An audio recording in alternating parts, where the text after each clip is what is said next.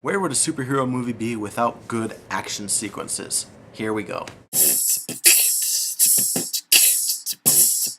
The problem with the action in the first movie is that it felt sort of stiff and rehearsed. It didn't really have that acrobatic feel to it, which is a problem when you're dealing with two characters that traditionally focus on aerial combat. They don't really follow their traditional fighting styles at all. The biggest problem I have is that Green Goblin actually hops off his glider. And he does it all the time. Goblin would never do that. He is more at home on that glider than he is on his own 2 feet. He also uses just way too much hand-to-hand combat. In the comics, he tries his best to keep his distance from Spider-Man while hurling bucket loads of pumpkin bombs at his head. And that just gets way too underplayed in the movie. I think he throws a total of like 4 pumpkin bombs in the whole movie. When it comes to Spidey feeling kind of stiff, I suppose you could argue that he's still getting used to fighting, but I don't really buy that. 75% of what Spider-Man does while he's fighting is done by reflex, and I just don't feel that coming across in the first movie. The second movie, however, fixes a lot of those problems.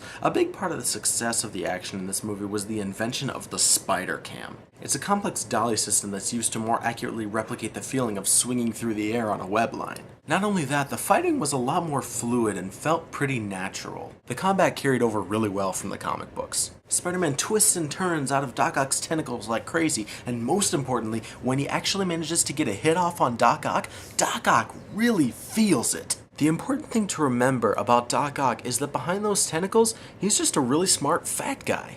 A guy like Doc Ock can't take very many hits from a guy like Spidey, so Doc Ock wants to keep Spidey at a distance and let his tentacles do the work, and that is used to great effect in the second movie. Now, the fighting style in the third movie is by no means bad. It's still got that fluid and acrobatic feel to it from the second movie, and the first fight between Spider-Man and Sandman is actually really classic and cool looking. And the chase scene between Harry and Peter is also done pretty well.